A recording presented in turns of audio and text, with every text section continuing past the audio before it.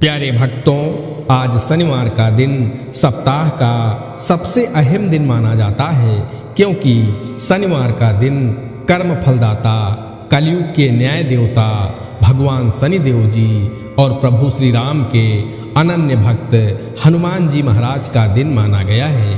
प्यारे भक्तों, जिस तरह से हम लोगों में अलग अलग काम बटे हुए हैं, उसी तरह से सभी देवी देवताओं के भी अलग अलग काम बटे हुए हैं। जैसे धन की देवी माता लक्ष्मी हैं, वहीं विघ्न और संकट को हरने वाले भगवान गणेश जी और हनुमान जी हैं। तो जगत का पालनहार करने वाले भगवान विष्णु जी हैं। तो सृष्टि के रचयिता भगवान ब्रह्मा जी हैं। विद्या और ज्ञान की देवी माता सरस्वती जी हैं। उसी तरह से मानव जैसे कर्म करता है, उसको वैसा ही फल प्रदान करने वाले शनिदेव जी हैं।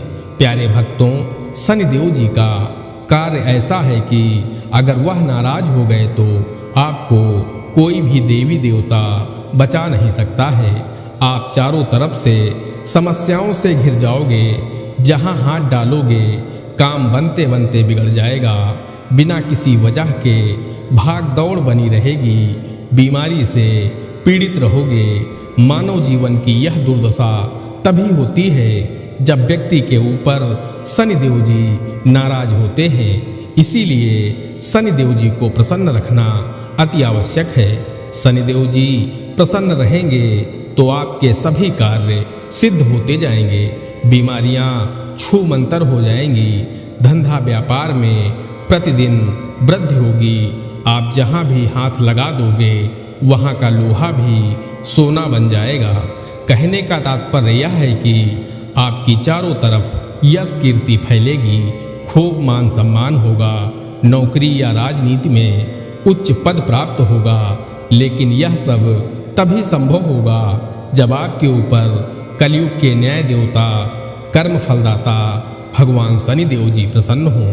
प्यारे भक्तों, शनिदेव जी को प्रसन्न करना अत्यंत सरल है। बस आपको शनिवार के दिन शनिदेव जी के महामंत्र का 108 बार जाप या श्रवण करना है। अगर आप जाप करने में असमर्थ हैं तो अपने मोबाइल पर चलाकर इस महामंत्र को पूरा एक माला यानी 108 बार सुने।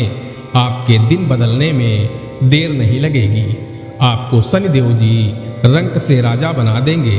प्यारे भक्तों, आज हम आपको भगवान शनिदेव जी के जिस महामंत्र को बताने वाले हैं, वह महामंत्र भगवान शनिदेव जी का सबसे शक्तिशाली मंत्र माना जाता है। प्यारे भक्तों, आइए शनिदेव जी महाराज के इस महामंत्र को कम से कम 108 बार सुन लेते हैं। लेकिन उससे पहले सभी भक्तों से एक छोटा सा निवेदन है।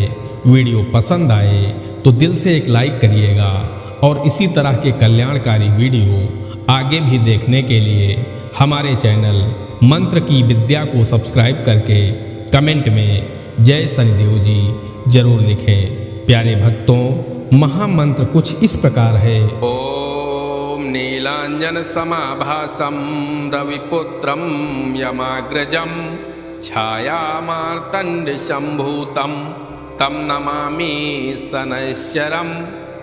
ओम नीलांजन समाभासम रविपुत्रम यमाग्रजम छायामार्तंड शंभूतम तम नमामि शनैश्चरम। ओम नीलांजन समाभासम रविपुत्रम यमाग्रजम छायामार्तंड शंभूतम तम नमामि शनैश्चरम। ओम नीलांजन समाभासम रविपुत्रम यमाग्रजम छायामार्तंड शंभूतम तम नमामि शनैश्चरम। ओम नीलांजन समाभासम रविपुत्रम यमाग्रजम छायामार्तंड शंभूतम तम नमामि शनैश्चरम। ओम नीलांजन समाभासम रविपुत्रम यमाग्रजम छायामार्तंड शंभूतम तं नमामि शनैश्चरम् ॐ नीलाञ्जनसमाभासं रविपुत्रं यमाग्रजं छायामार्तण्डशम्भूतं तं नमामि शनैश्चरम् ॐ नीलाञ्जनसमाभासं रविपुत्रं यमाग्रजं छायामार्तण्डशम्भूतं तं नमामि शनैश्चरम् ॐ नीलाञ्जनसमाभासं रविपुत्रं यमाग्रजं छायामार्तण्डशम्भूतं तं नमामि शनैश्चरम् ॐ नीलाञ्जनसमाभासं रविपुत्रं यमाग्रजं छायामार्तण्डशम्भूतं तं नमामि शनैश्चरम् ॐ नीलाञ्जनसमाभासं रविपुत्रं यमाग्रजं छायामार्तण्डशम्भूतं तं नमामि शनैश्चरम् ॐ नीलाञ्जनसमाभासं रविपुत्रं यमाग्रजं छायामार्तण्डशम्भूतं तं नमामि शनैश्चरम् ॐ नीलाञ्जनसमाभासं रविपुत्रं यमाग्रजं छायामार्तण्डशम्भूतं तं नमामि शनैश्चरम् ॐ नीलाञ्जनसमाभासं रविपुत्रं यमाग्रजं छायामार्तण्डशम्भूतं तं नमामि शनैश्चरम् ॐ नीलाञ्जनसमाभासं रविपुत्रं यमाग्रजं छायामार्तण्डशम्भूतं तं नमामि शनैश्चरम् ॐ नीलाञ्जनसमाभासं रविपुत्रं यमाग्रजं छायामार्तण्डशम्भूतं तं नमामि शनैश्चरम् ॐ नीलाञ्जनसमाभासं रविपुत्रं यमाग्रजं छायामार्तण्डशम्भूतं तं नमामि शनैश्चरम् ॐ नीलाञ्जनसमाभासं रविपुत्रं यमाग्रजं छायामार्तण्डशम्भूतं तं नमामि शनैश्चरम् ॐ नीलाञ्जनसमाभासं रविपुत्रं यमाग्रजं छायामार्तण्डशम्भूतं तं नमामि शनैश्चरम् ॐ नीलाञ्जनसमाभासं रविपुत्रं यमाग्रजं छायामार्तण्डशम्भूतं तं नमामि शनैश्चरम् ॐ नीलाञ्जनसमाभासं रविपुत्रं यमाग्रजं छायामार्तण्डशम्भूतं तं नमामि शनैश्चरम् ॐ नीलाञ्जनसमाभासं रविपुत्रं यमाग्रजं छायामार्तण्डशम्भूतं तं नमामि शनैश्चरम् ॐ नीलाञ्जनसमाभासं रविपुत्रं यमाग्रजं छायामार्तण्डशम्भूतं तं नमामि शनैश्चरम् ॐ नीलाञ्जनसमाभासं रविपुत्रं यमाग्रजं छायामार्तण्डशम्भूतं तं नमामि शनैश्चरम् ॐ नीलाञ्जनसमाभासं रविपुत्रं यमाग्रजं छायामार्तण्डशम्भूतं तं नमामि शनैश्चरम् ॐ नीलाञ्जनसमाभासं रविपुत्रं यमाग्रजं छायामार्तण्डशम्भूतं तं नमामि शनैश्चरम् ॐ नीलाञ्जनसमाभासं रविपुत्रं यमाग्रजं छायामार्तण्डसम्भूतं तं नमामि शनैश्चरम्। ॐ नीलाञ्जनसमाभासं रविपुत्रं यमाग्रजं छायामार्तण्डसम्भूतं तं नमामि शनैश्चरम्। ॐ नीलाञ्जनसमाभासं रविपुत्रं यमाग्रजं छायामार्तण्डसम्भूतं तं नमामि शनैश्चरम्। ॐ नीलाञ्जनसमाभासं रविपुत्रं यमाग्रजं छायामार्तण्डसम्भूतं तं नमामि शनैश्चरम्। ॐ नीलाञ्जनसमाभासं रविपुत्रं यमाग्रजं छायामार्तण्डसम्भूतं तं नमामि शनैश्चरम्। ॐ नीलाञ्जनसमाभासं रविपुत्रं यमाग्रजं छायामार्तण्डसम्भूतं तं नमामि शनैश्चरम्। ॐ नीलाञ्जनसमाभासं रविपुत्रं यमाग्रजं छायामार्तण्डसम्भूतं तं नमामि शनैश्चरम्।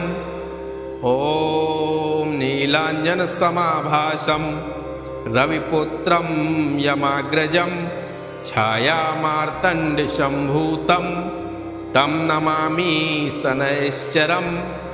ॐ नीलाञ्जनसमाभासं रविपुत्रं यमाग्रजं छायामार्तण्डसम्भूतं तं नमामि शनैश्चरम्। ॐ नीलाञ्जनसमाभासं रविपुत्रं यमाग्रजं छायामार्तण्डसम्भूतं तं नमामि शनैश्चरम्। ॐ नीलाञ्जनसमाभासं रविपुत्रं यमाग्रजं छायामार्तण्डसम्भूतं तं नमामि शनैश्चरम्। ॐ नीलाञ्जनसमाभासं रविपुत्रं यमाग्रजं छायामार्तण्डसम्भूतं तं नमामि शनैश्चरम्। ॐ नीलाञ्जनसमाभासं रविपुत्रं यमाग्रजं छायामार्तण्डसम्भूतं तं नमामि शनैश्चरम्। ॐ नीलाञ्जनसमाभासं रविपुत्रं यमाग्रजं छायामार्तण्डसम्भूतं तं नमामि शनैश्चरम्। ॐ नीलाञ्जनसमाभासं रविपुत्रं यमाग्रजं छायामार्तण्डसम्भूतं तं नमामि शनैश्चरम्। ॐ नीलाञ्जनसमाभासं रविपुत्रं यमाग्रजं छायामार्तण्डसम्भूतं तं नमामि शनैश्चरम्। ॐ नीलाञ्जनसमाभासं रविपुत्रं यमाग्रजं छायामार्तण्डसम्भूतं तं नमामि शनैश्चरम्। ॐ नीलाञ्जनसमाभासं रविपुत्रं यमाग्रजं छायामार्तण्डसम्भूतं तं नमामि शनैश्चरम्। ॐ नीलाञ्जनसमाभासं रविपुत्रं यमाग्रजं छायामार्तण्डसम्भूतं तं नमामि शनैश्चरम्। ॐ नीलाञ्जनसमाभासं रविपुत्रं यमाग्रजं छायामार्तण्डसम्भूतं तं नमामि शनैश्चरम्। ॐ नीलाञ्जनसमाभासं रविपुत्रं यमाग्रजं छायामार्तण्डसम्भूतं तं नमामि शनैश्चरम्। ॐ नीलाञ्जनसमाभासं रविपुत्रं यमाग्रजं छायामार्तण्डशम्भूतं तं नमामि शनैश्चरम्। ॐ नीलाञ्जनसमाभासं रविपुत्रं यमाग्रजं छायामार्तण्डशम्भूतं तं नमामि शनैश्चरम्। ॐ नीलाञ्जनसमाभासं रविपुत्रं यमाग्रजं छायामार्तण्डशम्भूतं तं नमामि शनैश्चरम्।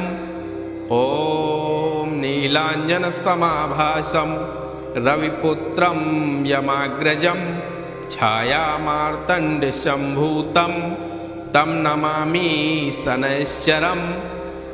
ॐ नीलाञ्जनसमाभासं रविपुत्रं यमाग्रजं छायामार्तण्डशम्भूतं तं नमामि शनैश्चरम्। ॐ नीलाञ्जनसमाभासं रविपुत्रं यमाग्रजं छायामार्तण्डशम्भूतं तं नमामि शनैश्चरम्। ॐ नीलाञ्जनसमाभासं रविपुत्रं यमाग्रजं छायामार्तण्डशम्भूतं तं नमामि शनैश्चरम्। ॐ नीलाञ्जनसमाभासं रविपुत्रं यमाग्रजं छायामार्तण्डशम्भूतं तं नमामि शनैश्चरम्। ॐ नीलाञ्जनसमाभासं रविपुत्रं यमाग्रजं छायामार्तण्डशम्भूतं तं नमामि शनैश्चरम्। ॐ नीलाञ्जनसमाभासं रविपुत्रं यमाग्रजं छायामार्तण्डशम्भूतं तं नमामि शनैश्चरम्। ॐ नीलाञ्जनसमाभासं रविपुत्रं यमाग्रजं छायामार्तण्डशम्भूतं तं नमामि शनैश्चरम्। ॐ नीलाञ्जनसमाभासं रविपुत्रं यमाग्रजं छायामार्तण्डशम्भूतं तं नमामि शनैश्चरम्। ॐ नीलाञ्जनसमाभासं रविपुत्रं यमाग्रजं छायामार्तण्डशम्भूतं तं नमामि शनैश्चरम्। ॐ नीलाञ्जनसमाभासं रविपुत्रं यमाग्रजं छायामार्तण्डशम्भूतं तं नमामि शनैश्चरम्। ॐ नीलाञ्जनसमाभासं रविपुत्रं यमाग्रजं छायामार्तण्डशम्भूतं तं नमामि शनैश्चरम्। ॐ नीलाञ्जनसमाभासं रविपुत्रं यमाग्रजं छायामार्तण्डशम्भूतं तं नमामि शनैश्चरम्। ॐ नीलाञ्जनसमाभासं रविपुत्रं यमाग्रजं छायामार्तण्डशम्भूतं तं नमामि शनैश्चरम्। ॐ नीलाञ्जनसमाभासं रविपुत्रं यमाग्रजं छायामार्तण्डशम्भूतं तं नमामि शनैश्चरम्। ॐ नीलाञ्जनसमाभासं रविपुत्रं यमाग्रजं छायामार्तण्डशम्भूतं तं नमामि शनैश्चरम्। ॐ नीलाञ्जनसमाभासं रविपुत्रं यमाग्रजं छायामार्तण्डशम्भूतं तं नमामि शनैश्चरम्। ॐ नीलाञ्जनसमाभासं रविपुत्रं यमाग्रजं छायामार्तण्डशम्भूतं तं नमामि शनैश्चरम् ॐ नीलाञ्जनसमाभासं रविपुत्रं यमाग्रजं छायामार्तण्डसम्भूतं तं नमामि शनैश्चरम् ॐ नीलाञ्जनसमाभासं रविपुत्रं यमाग्रजं छायामार्तण्डसम्भूतं तं नमामि शनैश्चरम् ॐ नीलाञ्जनसमाभासं रविपुत्रं यमाग्रजं छायामार्तण्डसम्भूतं तं नमामि शनैश्चरम् ॐ नीलाञ्जनसमाभासं रविपुत्रं यमाग्रजं छायामार्तण्डसम्भूतं तं नमामि शनैश्चरम् ॐ नीलाञ्जनसमाभासं रविपुत्रं यमाग्रजं छायामार्तण्डसम्भूतं तं नमामि शनैश्चरम् ॐ नीलाञ्जनसमाभासं रविपुत्रं यमाग्रजं छायामार्तण्डसम्भूतं तं नमामि शनैश्चरम् ॐ नीलाञ्जनसमाभासं रविपुत्रं यमाग्रजं छायामार्तण्डसम्भूतं तं नमामि शनैश्चरम् ॐ नीलाञ्जनसमाभासं रविपुत्रं यमाग्रजं छायामार्तण्डसम्भूतं तं नमामि शनैश्चरम् ॐ नीलाञ्जनसमाभासं रविपुत्रं यमाग्रजं छायामार्तण्डसम्भूतं तं नमामि शनैश्चरम् ॐ नीलाञ्जनसमाभासं रविपुत्रं यमाग्रजं छायामार्तण्डसम्भूतं तं नमामि शनैश्चरम् ॐ नीलाञ्जनसमाभासं रविपुत्रं यमाग्रजं छायामार्तण्डसम्भूतं तं नमामि शनैश्चरम् ॐ नीलाञ्जनसमाभासं रविपुत्रं यमाग्रजं छायामार्तण्डसम्भूतं तं नमामि शनैश्चरम् ॐ नीलाञ्जनसमाभासं रविपुत्रं यमाग्रजं छायामार्तण्डसम्भूतं तं नमामि शनैश्चरम् ॐ नीलाञ्जनसमाभासं रविपुत्रं यमाग्रजं छायामार्तण्डसम्भूतं तं नमामि शनैश्चरम् ॐ नीलाञ्जनसमाभासं रविपुत्रं यमाग्रजं छायामार्तण्डसम्भूतं तं नमामि शनैश्चरम् ॐ नीलाञ्जनसमाभासं रविपुत्रं यमाग्रजं छायामार्तण्डसम्भूतं तं नमामि शनैश्चरम् ॐ नीलाञ्जनसमाभासं रविपुत्रं यमाग्रजं छायामार्तण्डसम्भूतं तं नमामि शनैश्चरम् ॐ नीलाञ्जनसमाभासं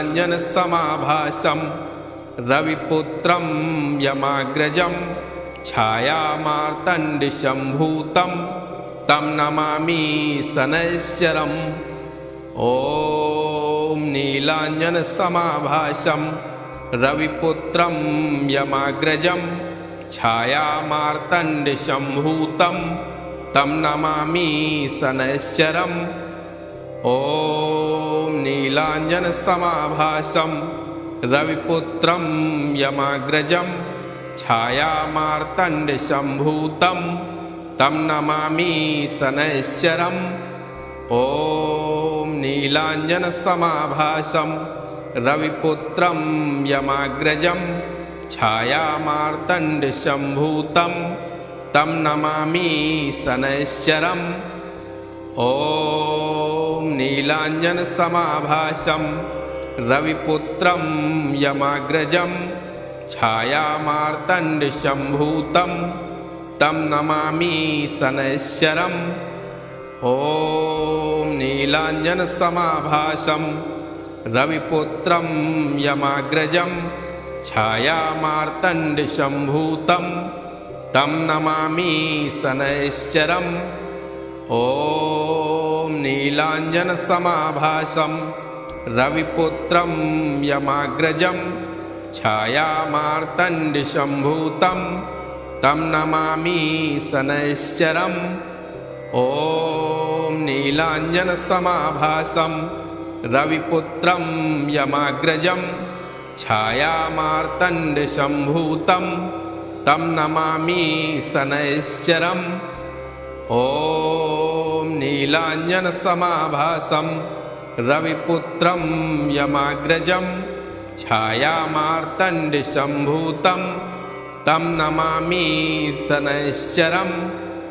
ॐ नीलाञ्जनसमाभासं रविपुत्रं यमाग्रजं छायामार्तण्डसम्भूतं तं नमामि शनैश्चरम्। ॐ नीलाञ्जनसमाभासं रविपुत्रं यमाग्रजं छायामार्तण्डसम्भूतं तं नमामि शनैश्चरम्।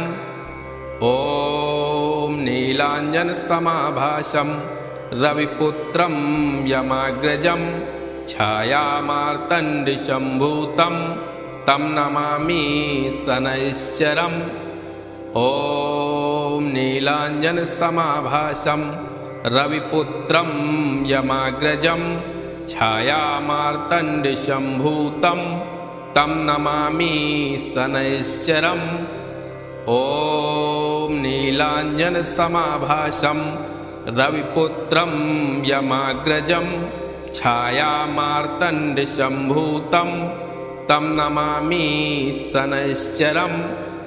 ॐ नीलाञ्जनसमाभासं रविपुत्रं यमाग्रजं छायामार्तण्डसम्भूतं तं नमामि शनैश्चरम्।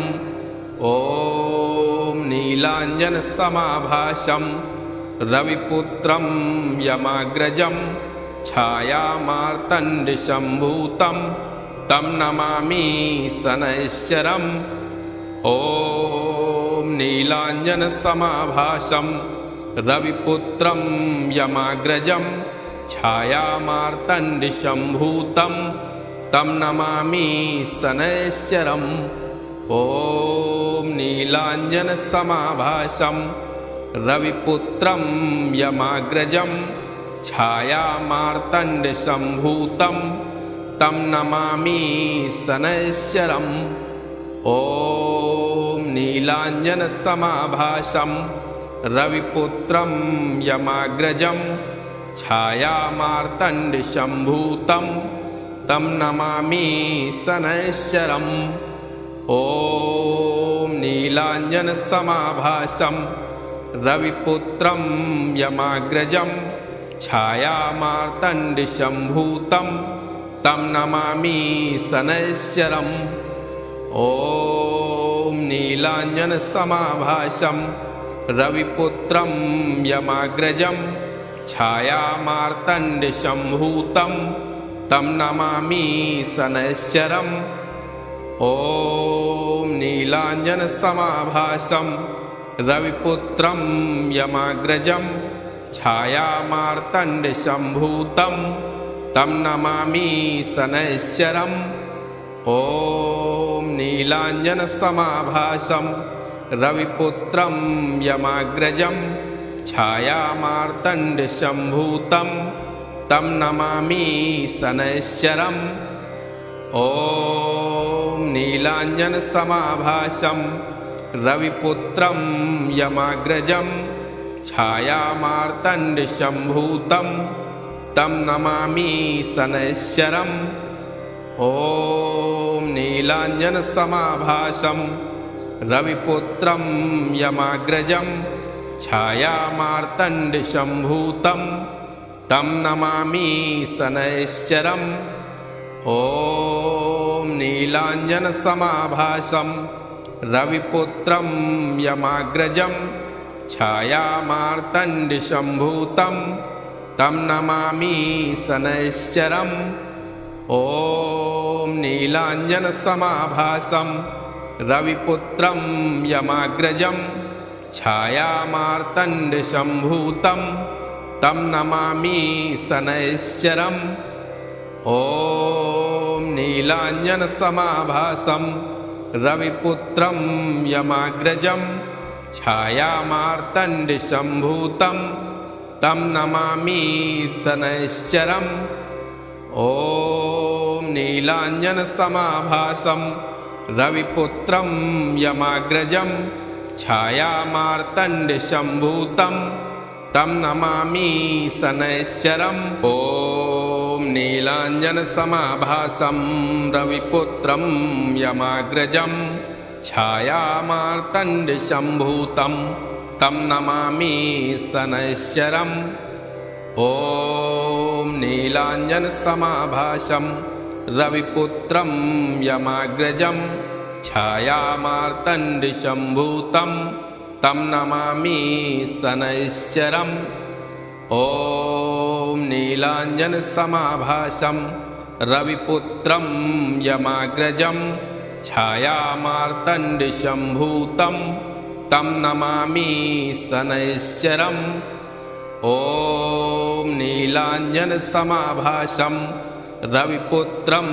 यमाग्रजं छायामार्तण्डशम्भूतं तं नमामि शनैश्चरम् ॐ नीलाञ्जनसमाभासं रविपुत्रं यमाग्रजं छायामार्तण्डशम्भूतं तं नमामि शनैश्चरम् ॐ नीलाञ्जनसमाभासं रविपुत्रं यमाग्रजं छायामार्तण्डशम्भूतं तं नमामि शनैश्चरम् ॐ नीलाञ्जनसमाभासं रविपुत्रं यमाग्रजं छायामार्तण्डशम्भूतं तं नमामि शनैश्चरम् ॐ नीलाञ्जनसमाभासं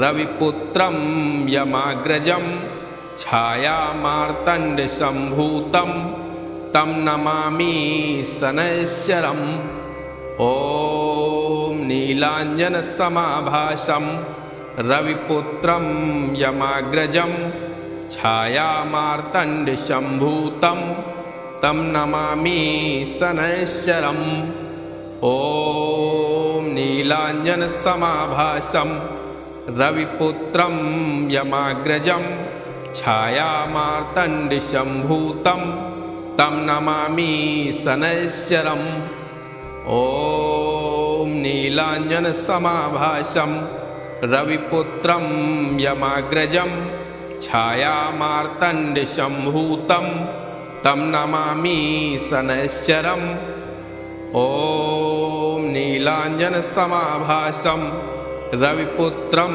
यमाग्रजं छायामार्तण्डशम्भूतं तं नमामि शनैश्चरम् ॐ नीलाञ्जनसमाभासं रविपुत्रं यमाग्रजं छायामार्तण्डशम्भूतं तं नमामि शनैश्चरम् ॐ नीलाञ्जनसमाभासं रविपुत्रं यमाग्रजं छायामार्तण्डशम्भूतं तं नमामि शनैश्चरम् ॐ नीलाञ्जनसमाभासं रविपुत्रं यमाग्रजं छायामार्तण्डशम्भूतं तं नमामि शनैश्चरम् ॐ नीलाञ्जनसमाभासं रविपुत्रं यमाग्रजं छायामार्तण्डशम्भूतं तं नमामि शनैश्चरम् ॐ नीलाञ्जनसमाभासं रविपुत्रं यमाग्रजं छायामार्तण्डसम्भूतं तं नमामि शनैश्चरम् ॐ नीलाञ्जनसमाभासं रविपुत्रं यमाग्रजं छायामार्तण्डसम्भूतं तं नमामि शनैश्चरम् ॐ नीलाञ्जनसमाभासं रविपुत्रं यमाग्रजं छायामार्तण्डसम्भूतं तं नमामि शनैश्चरम् ॐ नीलाञ्जनसमाभासं रविपुत्रं यमाग्रजं छायामार्तण्डसम्भूतं तं नमामि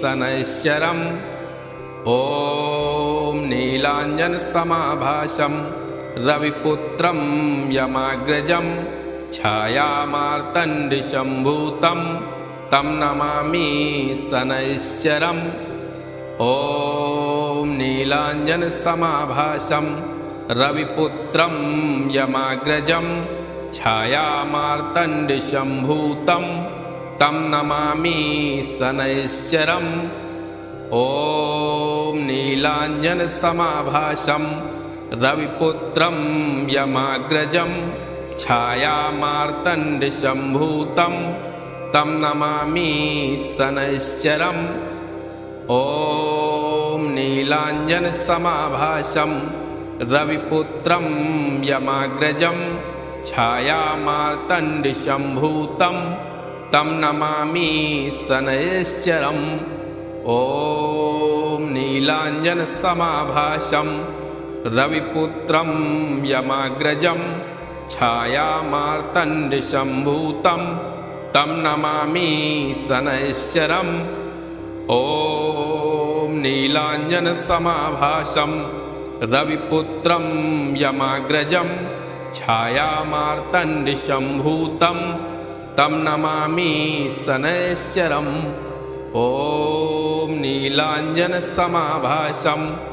रविपुत्रं यमाग्रजं छायामार्तण्डसम्भूतं तं नमामि शनैश्चरम् ॐ नीलाञ्जनसमाभासं रविपुत्रं यमाग्रजं छायामार्तण्डसम्भूतं तं नमामि शनैश्चरम् ॐ नीलाञ्जनसमाभासं रविपुत्रं यमाग्रजं छायामार्तण्डसम्भूतं तं नमामि शनैश्चरम् ॐ नीलाञ्जनसमाभासं रविपुत्रं यमाग्रजं छायामार्तण्डसम्भूतं तं नमामि शनैश्चरम् ॐ नीलाञ्जनसमाभासं रविपुत्रं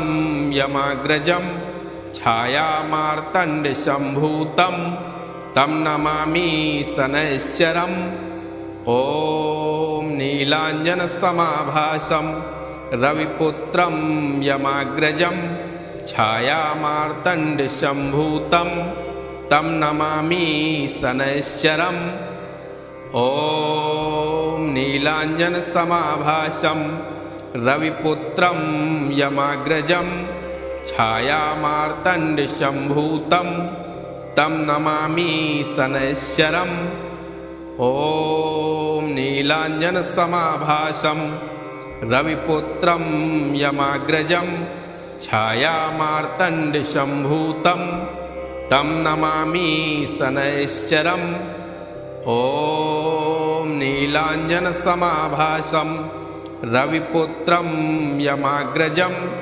छायामार्तण्डसम्भूतं तं नमामि शनैश्चरम् ॐ नीलाञ्जनसमाभासं रविपुत्रं यमाग्रजं छायामार्तण्डसम्भूतं तं नमामि शनैश्चरम् ॐ नीलाञ्जनसमाभासं रविपुत्रं यमाग्रजं छायामार्तण्डसम्भूतं तं नमामि शनैश्चरम् ॐ नीलाञ्जनसमाभासं रविपुत्रं यमाग्रजं छायामार्तण्डशम्भूतं तं नमामि शनैश्चरम् ॐ नीलाञ्जनसमाभासं रविपुत्रं यमाग्रजं छायामार्तण्डशम्भूतं तं नमामि शनैश्चरम् ॐ नीलाञ्जनसमाभासं रविपुत्रं यमाग्रजं छायामार्तण्डशम्भूतं तं नमामि शनैश्चरम् ॐ नीलाञ्जनसमाभासं रविपुत्रं यमाग्रजं छायामार्तण्डशम्भूतं तं नमामि शनैश्चरम् ॐ नीलाञ्जनसमाभासं रविपुत्रं यमाग्रजं छायामार्तण्डशम्भूतं तं नमामि शनैश्चरम् ॐ नीलाञ्जनसमाभासं रविपुत्रं यमाग्रजं छायामार्तण्डशम्भूतं तं नमामि शनैश्चरम् ॐ नीलाञ्जनसमाभासं रविपुत्रं यमाग्रजं छायामार्तण्डशम्भूतं तं नमामि शनैश्चरम् ॐ नीलाञ्जनसमाभासं रविपुत्रं यमाग्रजं छायामार्तण्डशम्भूतं तं नमामि शनैश्चरम् ॐ नीलाञ्जनसमाभासं रविपुत्रं यमाग्रजं छायामार्तण्डशम्भूतं तं नमामि शनैश्चरम् ॐ नीलाञ्जनसमाभासं रविपुत्रं यमाग्रजं छायामार्तण्डशम्भूतं तं नमामि शनैश्चरम् ॐ नीलाञ्जनसमाभासं रविपुत्रं यमाग्रजं छायामार्तण्डशम्भूतं तं नमामि शनैश्चरम् ॐ नीलाञ्जनसमाभासं रविपुत्रं यमाग्रजं छायामार्तण्डशम्भूतं तं नमामि शनैश्चरम् ॐ नीलाञ्जनसमाभासं रविपुत्रं यमाग्रजं छायामार्तण्डशम्भूतं तं नमामि शनैश्चरम् ॐ नीलाञ्जनसमाभासं रविपुत्रं यमाग्रजं छायामार्तण्डशम्भूतं तं नमामि शनैश्चरम् ॐ नीलाञ्जनसमाभासं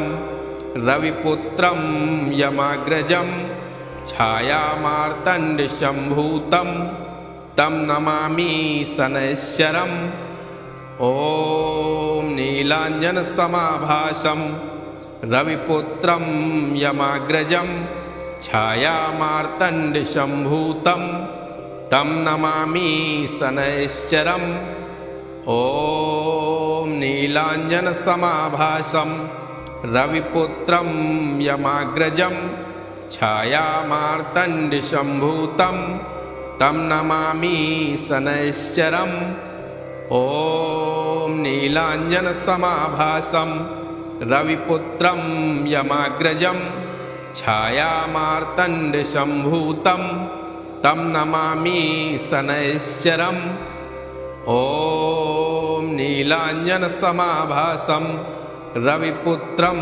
यमाग्रजं छायामार्तण्डशम्भूतं तं नमामि शनैश्चरम् ॐ नीलाञ्जनसमाभासं रविपुत्रं यमाग्रजं छायामार्तण्डशम्भूतं तं नमामि शनैश्चरम् ॐ नीलाञ्जनसमाभासं रविपुत्रं यमाग्रजं छायामार्तण्डसम्भूतं तं नमामि शनैश्चरम् ॐ नीलाञ्जनसमाभासं रविपुत्रं यमाग्रजं छायामार्तण्डसम्भूतं तं नमामि शनैश्चरम् ॐ नीलाञ्जनसमाभासं रविपुत्रं यमाग्रजं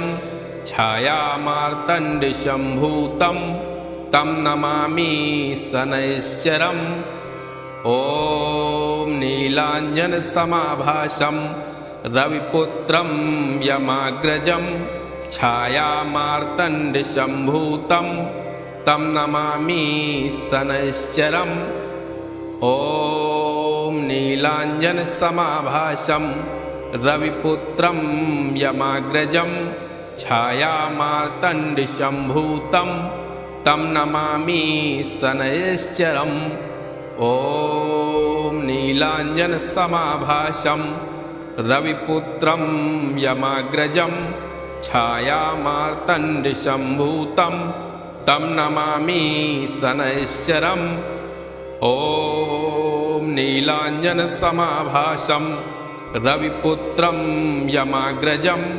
छायामार्तण्डसम्भूतं तं नमामि शनैश्चरम् ॐ नीलाञ्जनसमाभासं रविपुत्रं यमाग्रजं छायामार्तण्डसम्भूतं तं नमामि शनैश्चरम् ॐ नीलाञ्जनसमाभासं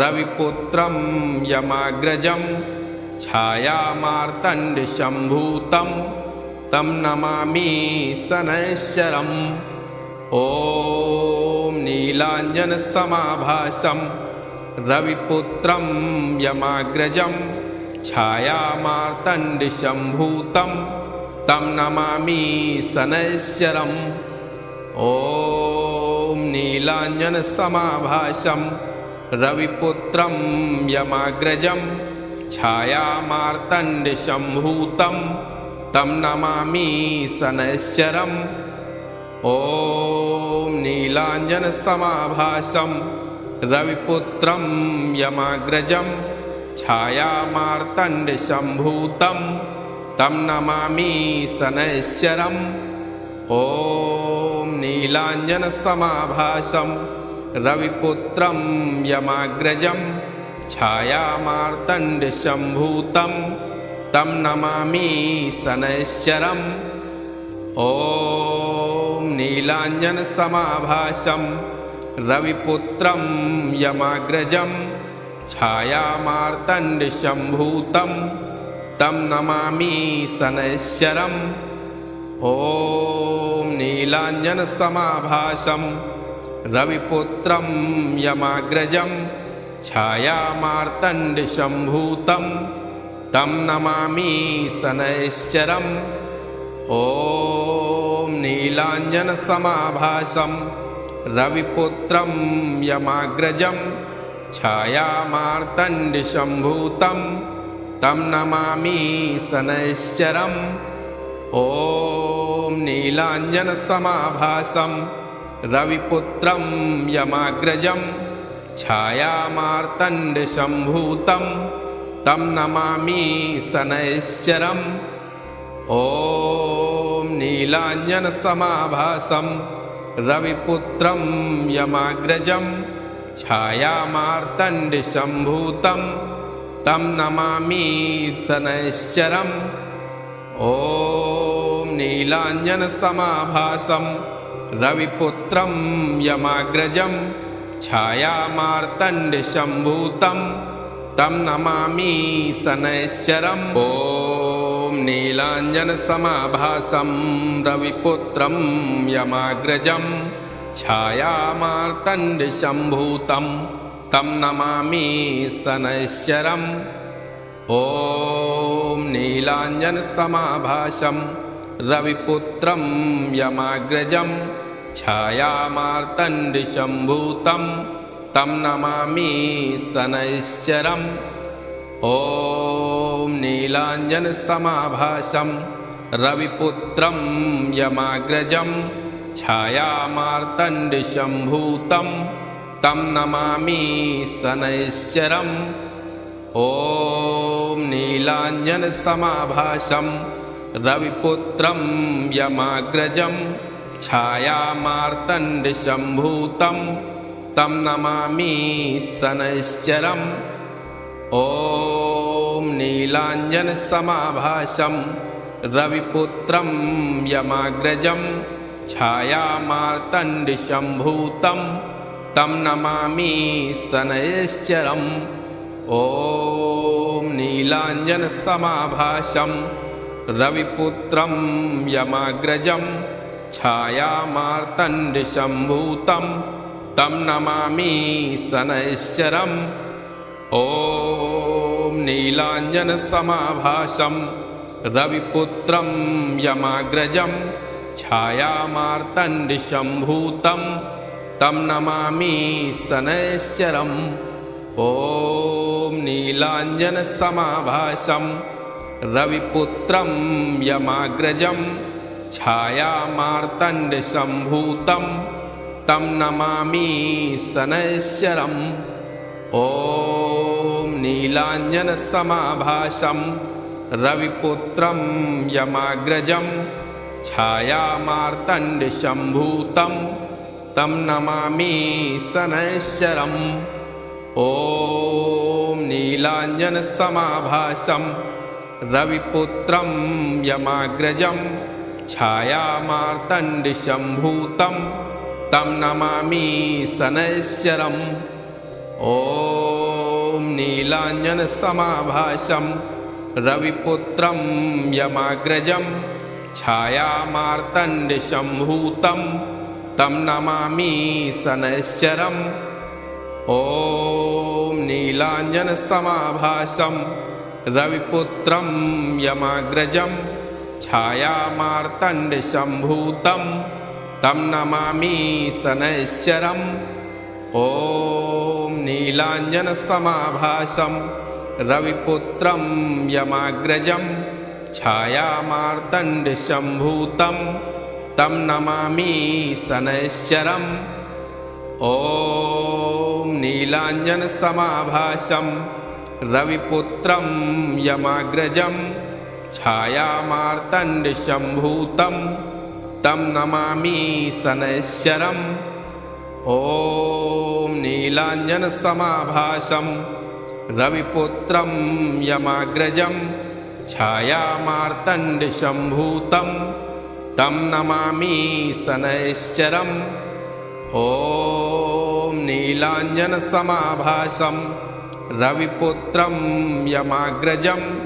छायामार्तण्डशम्भूतं तं नमामि शनैश्चरम् ॐ नीलाञ्जनसमाभासं रविपुत्रं यमाग्रजं छायामार्तण्डशम्भूतं तं नमामि शनैश्चरम् ॐ नीलाञ्जनसमाभासं रविपुत्रं यमाग्रजं छायामार्तण्डशम्भूतं तं नमामि शनैश्चरम् ॐ नीलाञ्जनसमाभासं रविपुत्रं यमाग्रजं छायामार्तण्डशम्भूतं तं नमामि शनैश्चरम् ॐ नीलाञ्जनसमाभासं रविपुत्रं यमाग्रजं छायामार्तण्डशम्भूतं तं नमामि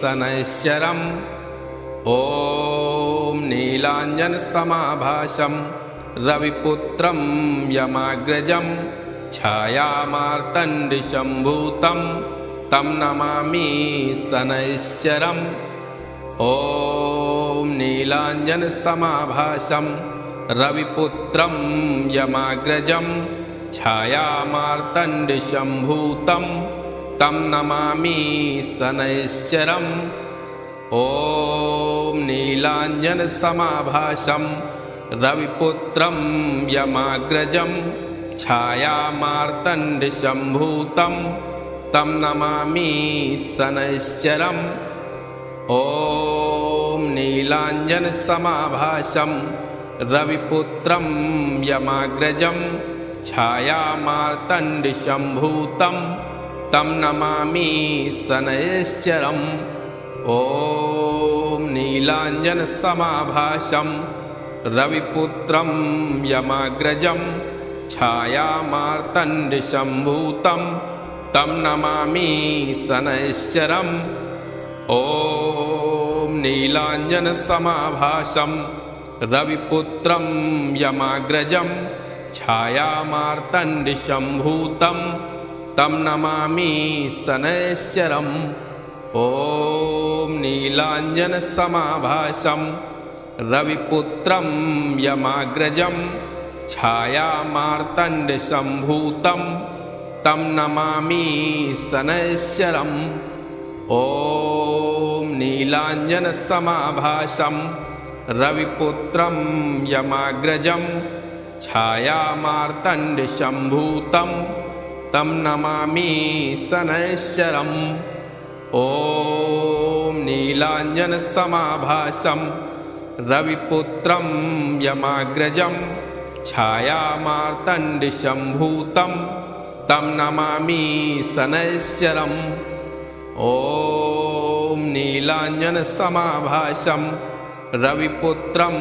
यमाग्रजं छायामार्तण्डशम्भूतं तं नमामि शनैश्चरम् ॐ नीलाञ्जनसमाभासं रविपुत्रं यमाग्रजं छायामार्तण्डशम्भूतं तं नमामि शनैश्चरम् ॐ नीलाञ्जनसमाभासं रविपुत्रं यमाग्रजं छायामार्तण्डशम्भूतं तं नमामि शनैश्चरम् ॐ नीलाञ्जनसमाभासं रविपुत्रं यमाग्रजं छायामार्तण्डशम्भूतं तं नमामि शनैश्चरम् ॐ नीलाञ्जनसमाभासं रविपुत्रं यमाग्रजं छायामार्तण्डशम्भूतं तं नमामि शनैश्चरम् ॐ नीलाञ्जनसमाभासं रविपुत्रं यमाग्रजं छायामार्तण्डशम्भूतं तं नमामि शनैश्चरम् ॐ नीलाञ्जनसमाभासं रविपुत्रं यमाग्रजं छायामार्तण्डशम्भूतं तं नमामि शनैश्चरम् ॐ नीलाञ्जनसमाभासं रविपुत्रं यमाग्रजं छायामार्तण्डशम्भूतं तं नमामि शनैश्चरम् ॐ नीलाञ्जनसमाभासं रविपुत्रं यमाग्रजं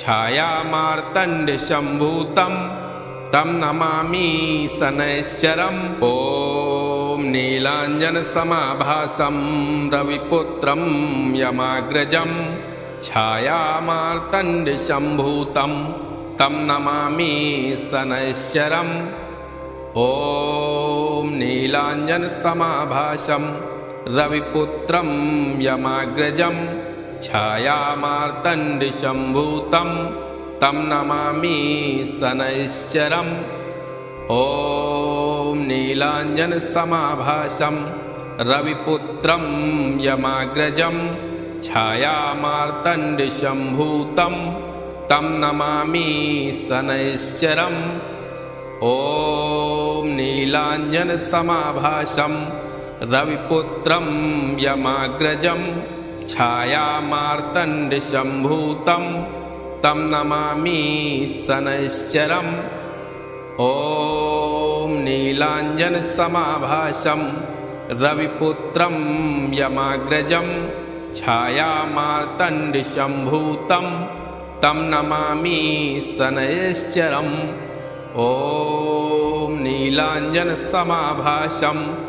रविपुत्रं यमाग्रजं छायामार्तण्डशम्भूतं तं नमामि शनैश्चरम् ॐ नीलाञ्जनसमाभासं रविपुत्रं यमाग्रजं छायामार्तण्डशम्भूतं तं नमामि शनैश्चरम् ॐ नीलाञ्जनसमाभासं रविपुत्रं यमाग्रजं छायामार्तण्डशम्भूतं तं नमामि शनैश्चरम् ॐ नीलाञ्जनसमाभासं रविपुत्रं यमाग्रजं छायामार्तण्डशम्भूतं तं नमामि शनैश्चरम् ॐ नीलाञ्जनसमाभासं रविपुत्रं यमाग्रजं छायामार्तण्डशम्भूतं तं नमामि शनैश्चरम् ॐ नीलाञ्जनसमाभासं रविपुत्रं यमाग्रजं छायामार्तण्डशम्भूतं तं नमामि शनैश्चरम् ॐ नीलाञ्जनसमाभासं रविपुत्रं यमाग्रजं छायामार्तण्डशम्भूतं तं नमामि शनैश्चरम् ॐ नीलाञ्जनसमाभासं रविपुत्रं यमाग्रजं छायामार्तण्डशम्भूतं तं नमामि शनैश्चरम् ॐ नीलाञ्जनसमाभासं रविपुत्रं यमाग्रजं छायामार्तण्डशम्भूतं तं नमामि शनैश्चरम् ॐ नीलाञ्जनसमाभासं रविपुत्रं यमाग्रजं छायामार्तण्डशम्भूतं तं नमामि शनैश्चरम् ॐ नीलाञ्जनसमाभासं रविपुत्रं यमाग्रजं छायामार्तण्डशम्भूतं तं नमामि शनैश्चरम् ॐ नीलाञ्जनसमाभासं रविपुत्रं यमाग्रजं छायामार्तण्डशम्भूतं तं नमामि शनैश्चरम् ॐ नीलाञ्जनसमाभासं रविपुत्रं यमाग्रजं छायामार्तण्डशम्भूतं तं नमामि शनैश्चरम् ॐ नीलाञ्जनसमाभासं रविपुत्रं यमाग्रजं छायामार्तण्डशम्भूतं तं नमामि शनैश्चरम् ॐ नीलाञ्जनसमाभासं रविपुत्रं यमाग्रजं छायामार्तण्डशम्भूतं तं नमामि शनैश्चरम् ॐ नीलाञ्जनसमाभासं रविपुत्रं यमाग्रजं छायामार्तण्डशम्भूतं तं नमामि शनैश्चरम् ॐ नीलाञ्जनसमाभासं रविपुत्रं यमाग्रजं छायामार्तण्डशम्भूतं तं नमामि शनैश्चरम् ॐ नीलाञ्जनसमाभासं रविपुत्रं यमाग्रजं छायामार्तण्डशम्भूतं तं नमामि शनैश्चरम् ॐ नीलाञ्जनसमाभासं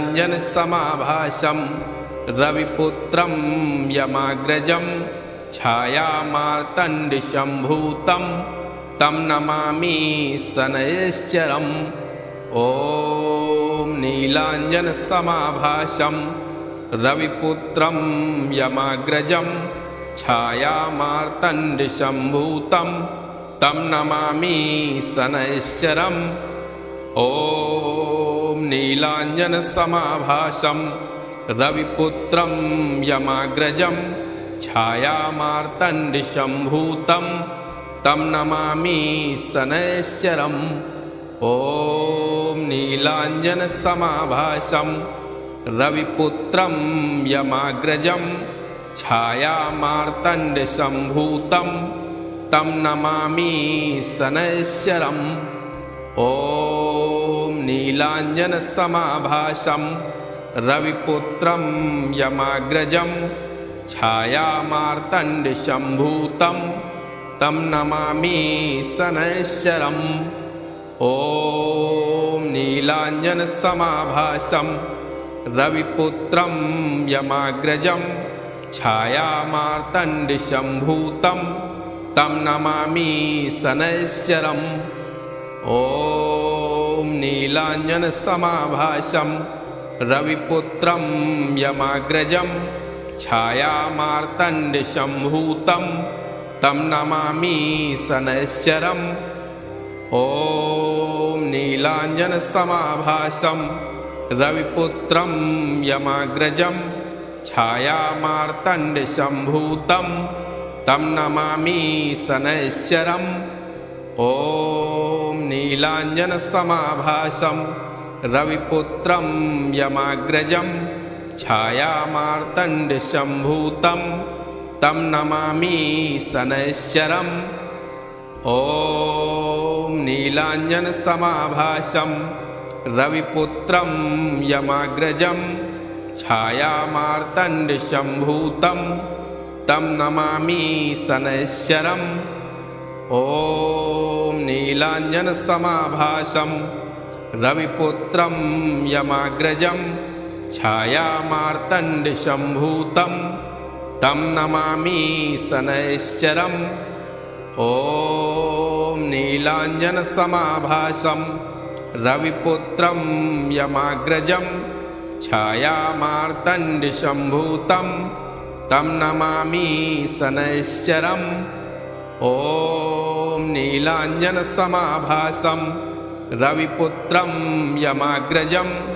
छायामार्तण्डसम्भूतं तं नमामि शनैश्चरम् ॐ नीलाञ्जनसमाभासं रविपुत्रं यमाग्रजं छायामार्तण्डसम्भूतं तं नमामि शनैश्चरम् ॐ नीलाञ्जनसमाभासं रविपुत्रं यमाग्रजं छायामार्तण्डसम्भूतं तं नमामि शनैश्चरम्